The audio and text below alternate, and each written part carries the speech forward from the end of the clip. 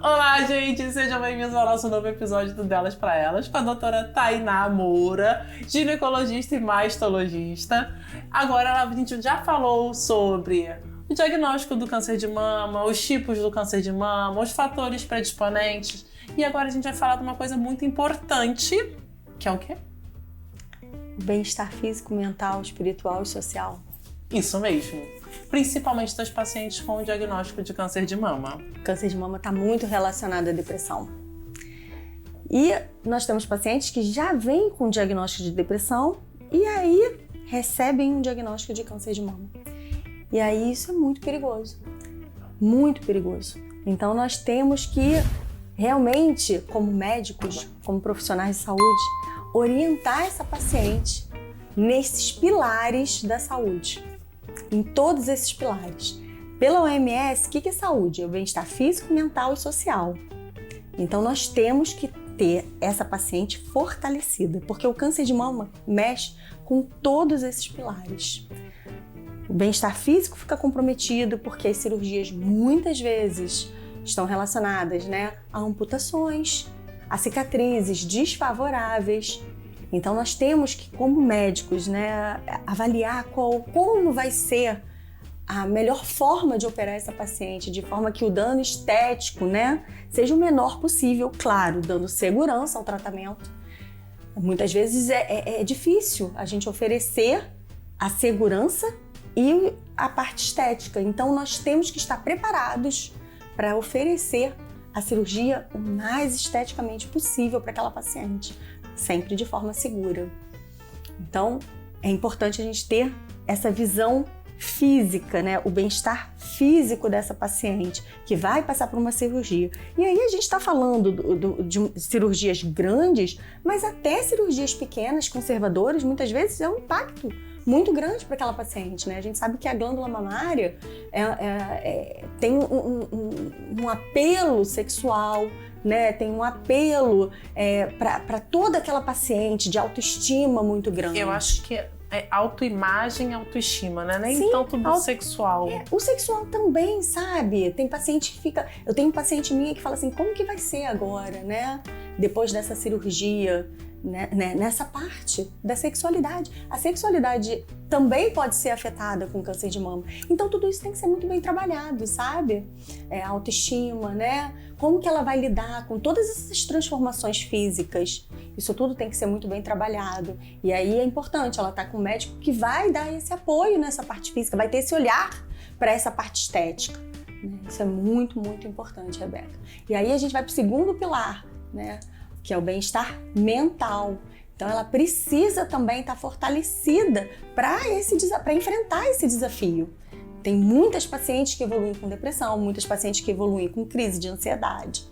Às vezes a paciente passa muito bem acha que está passando muito bem pelo processo, de diagnóstico e tratamento, e quando ela termina o tratamento, entra num processo de depressão ou de ansiedade. Isso acontece demais, isso é muito comum.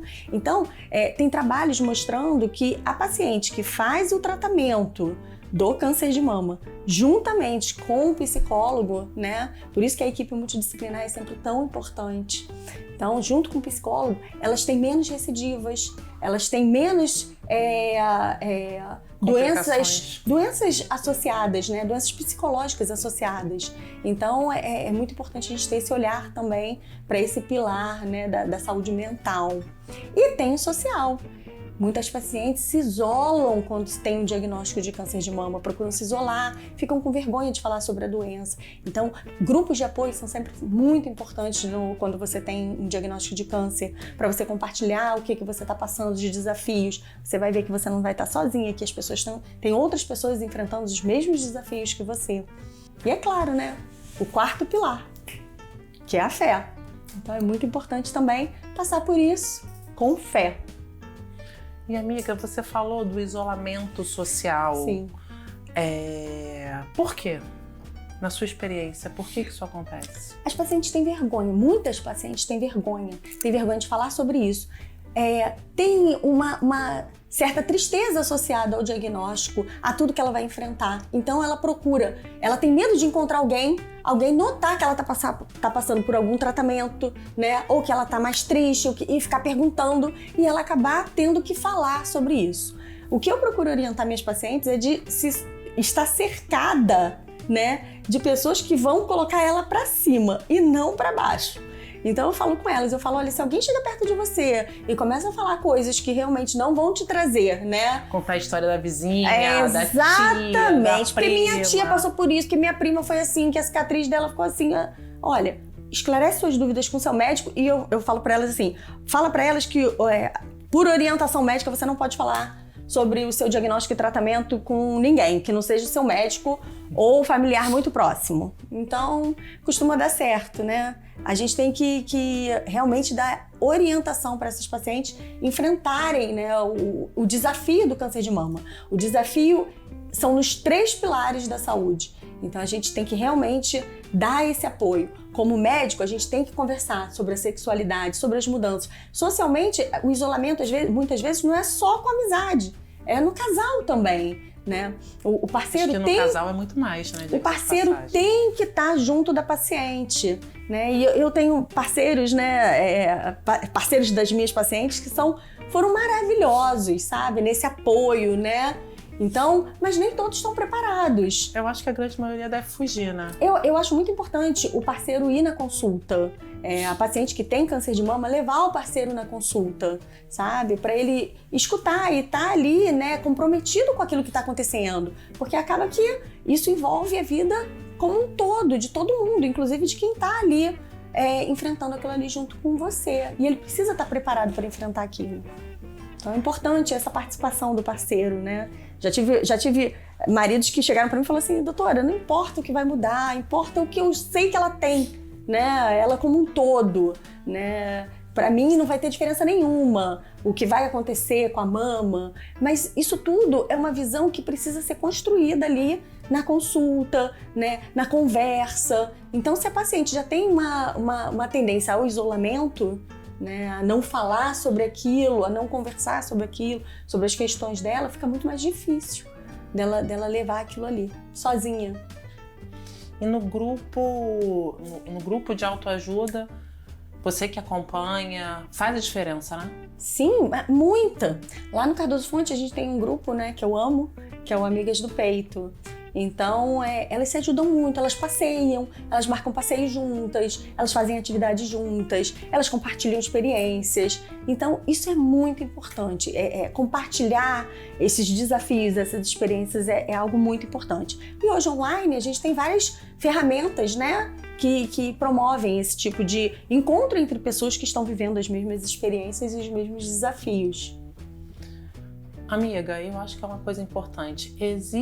A gente falou dos fatores predisponentes, mas existe alguma forma de prevenção? Uma prevenção completa, não, e absoluta. Eu falo que não tem receita para não ter câncer de mama. Não existe receita para não ter câncer de mama. Mas a gente tem que fazer a nossa parte, que são os fatores evitáveis.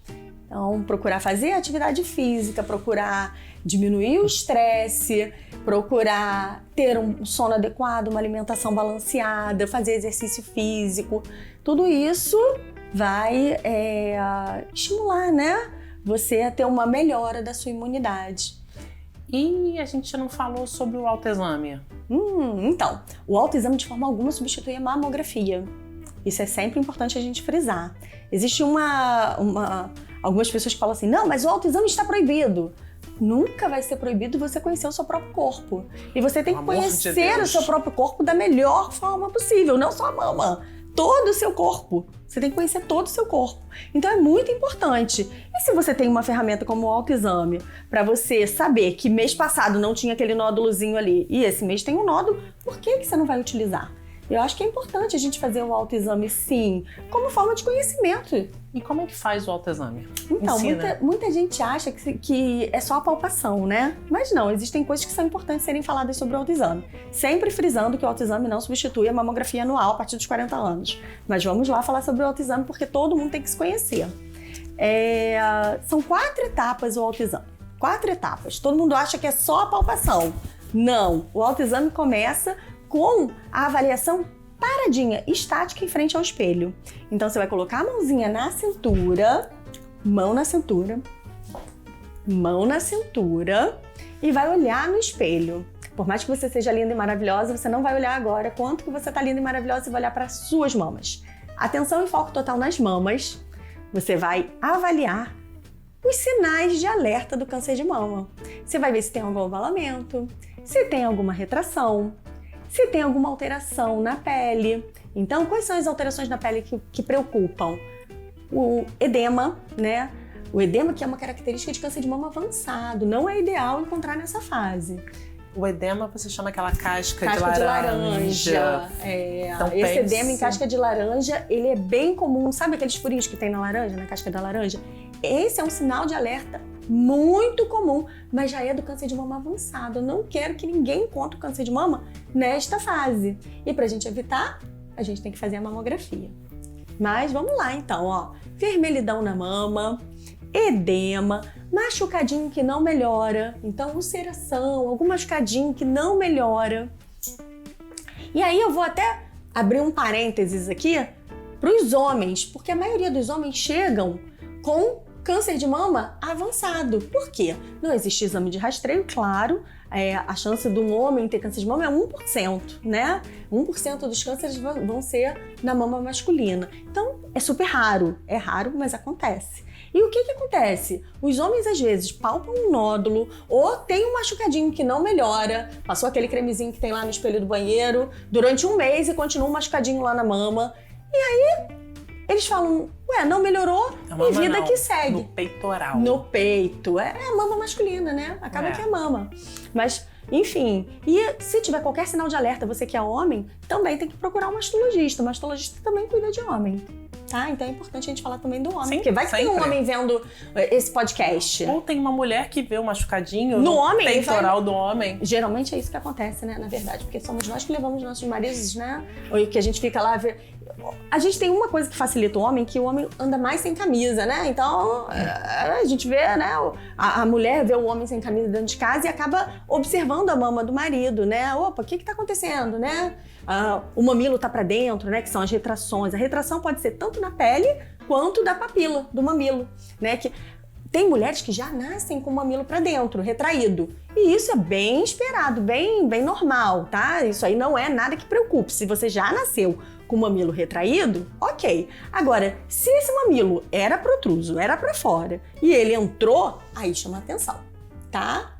Por isso que o autoexame, quando você faz o autoexame das suas mamas todos os meses, você consegue notar essas alterações. Essas alterações vão saltar aos olhos, porque você vai se conhecer. Você vai botar a mãozinha na cintura e vai falar assim, ué, não tinha essa retração aqui na minha pele, não tinha esse abaulamento na minha mama, não tinha essa vermelhidão aqui, o que tá acontecendo, né?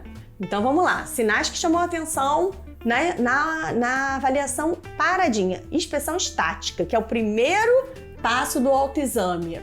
Alteração na pele, então edema, vermelhidão, machucadinho que não melhora, abaulamentos, retrações, tá?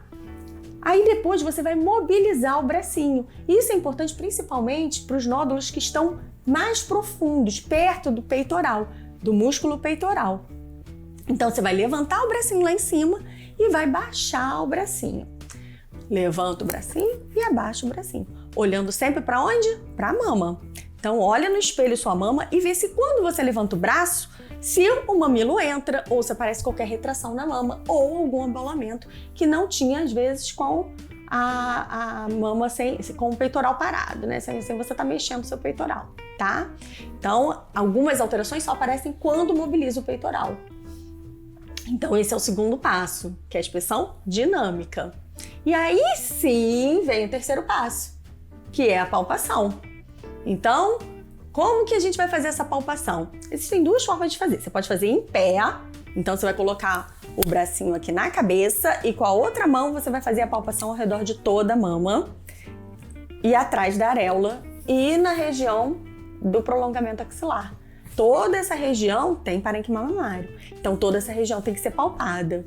E do outro lado também, levantou o bracinho ao redor da mama, tá? Ó, aqui, ó, ao redor de toda a mama, atrás da areola e no prolongamento axilar. Sem deixar nenhum espacinho sem palpação. A outra forma é fazer deitadinho. Então pode passar um cremezinho na mão e aí a mama vai contra o gradil costal e você consegue. Deitado tem uma coisa que é importante porque você consegue palpar melhor a região inferior da mama. Em pé, às vezes, quando a mama é um pouquinho pendular, fica difícil de você palpar aqui embaixo, né? Então, deitadinho, às vezes, você consegue melhor. E tem uma última etapa. Qual é, Rebeca? Expressão? Que isso, Rebeca? É só a que faltou. expressão do mamilo, tá? Então, você vai, ó, trazer assim, ó, fazer uma expressãozinha do mamilo e levemente apertar. Não pode ficar apertando sempre o mamilo, não. Quando aperta sempre, estimula a saída de leite. Então, o ideal é uma vez só por mês, no dia que você vai fazer seu autoexame, que de preferência deve ser 7 dias ali depois que você ficou menstruada, depois do primeiro dia da menstruação. 7 a 11 dias ali após. Antes do período fértil, né, para quem ainda menstrua, antes do período fértil e após a menstruação, 7 dias após a menstruação. E para quem não menstrua mais, escolher um diazinho. Todo dia primeiro vou fazer meu autoexame e vou avaliar. E aí pode avaliar lá embaixo também, né? Um espelhinho. Isso, com certeza. Né, botar a mão, espelhinho. Isso, se entendeu? Tocar, se conhecer. Tem que se conhecer, não só a mama, tem que conhecer o corpo inteiro, né? A mulher tem que se conhecer por inteiro. Então, quando que preocupa a descarga papilar?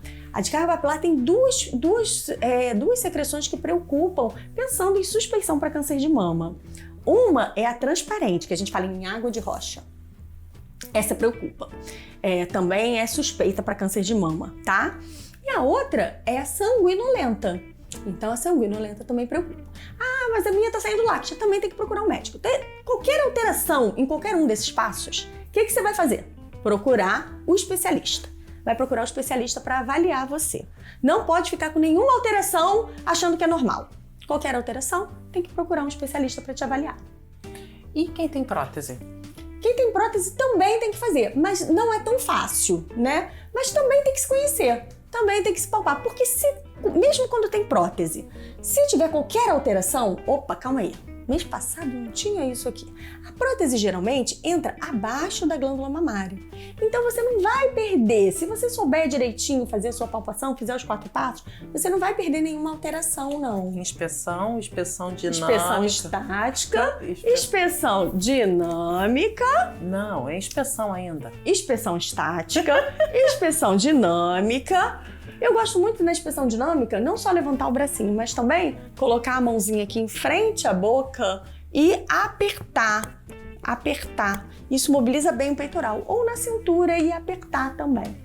Isso também mobiliza o peitoral. Palpação, tá? E expressão. Palpação e a expressão do mamilo para ver se sai qualquer líquidozinho. Qualquer secreção pelo mamilo. Esse é o autoexame completo. Mas o autoexame não substitui a mamografia. O autoexame não substitui a mamografia, de forma alguma. Mamografia tem que ser feita. Amiga, eu acho que a gente já falou dos pontos mais importantes. Diagnóstico, tipos, fatores de... É que eu fale todas as categorias de PIRADS? Vamos repetir então, vamos fazer eu acho que a gente não falou todas as categorias. Muita gente fica em dúvida da categoria 3, né? Então vamos falar. Então, a categoria 0 a gente já falou bastante, né? Que é indefinido, né? Aquele exame não consegue definir se você tem qualquer achado. Uma coisa que é importante falar da mamografia, de todos os exames da mama, né? Uma coisa que é importante a gente falar é que você não vai dar diagnóstico com nenhum exame complementar da mama. Né? Porque muita gente às vezes vai pegar uma alteração suspeita e vai falar assim, meu Deus, estou com câncer. Não, os exames não vão mostrar que você tem câncer. O que dá diagnóstico é a biópsia. Então vamos lá, voltando para a categoria. Então a gente tem a categoria 0, que é indefinido, você vai complementar com outro exame. Então são 3 exames, deu categoria 0 na mamografia, você vai complementar com a ultrassonografia ou com a ressonância, tá? Categoria 1, achados fisiológicos, negativa para achados. Não tem nem achados benignos, nem achados suspeitos. Categoria 2, tem um achado, mas é um achado benigno, tá? Tem um achado, mas você tem certeza que aquele achado é benigno. Categoria 3, essa categoria é uma categoria bem particular. Por quê? Porque tem um achado, mas é um achado provavelmente benigno. A chance daquilo ali ser câncer é muito pequena, mas você tem que ficar de olho nele. A chance pela literatura é 2%. Então, de cada 100, 2 vão ser câncer. E depois de quanto tempo sendo 3, volta a ser 2?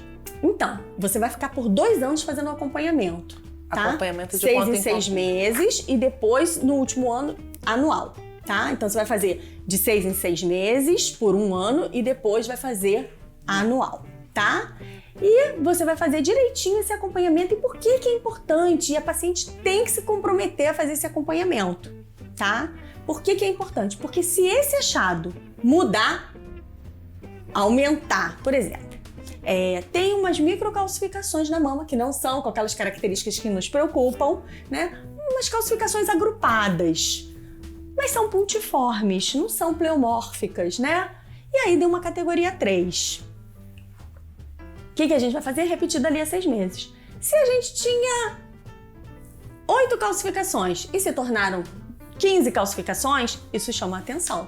Aumentou o número de calcificações. Então, a própria radiologista vai ver que mudou o número de calcificação e vai passar para a categoria 4. Isso é importante levar o exame. Por isso que tem que levar o exame anterior, sempre. Sempre leve seu exame anterior para comparar. A categoria 3, você vai ficar 2 anos em comparação com o seu exame anterior, avaliando se esse achado que veio categoria 3 mudou ou não. O nódulo tem toda a característica de benignidade. Você olha e você fala assim, nossa, um nódulo que parece muito um fibroadenoma, né? Um nódulo benigno. Mas ele cresceu, duplicou de tamanho quando você, 6 meses depois, fez seu exame. Opa! O que está acontecendo, né? Então, a própria radiologista costuma aumentar essa categoria. Agora, apareceu um nódulo. E aí é um nódulo pequeno com característica totalmente benigna.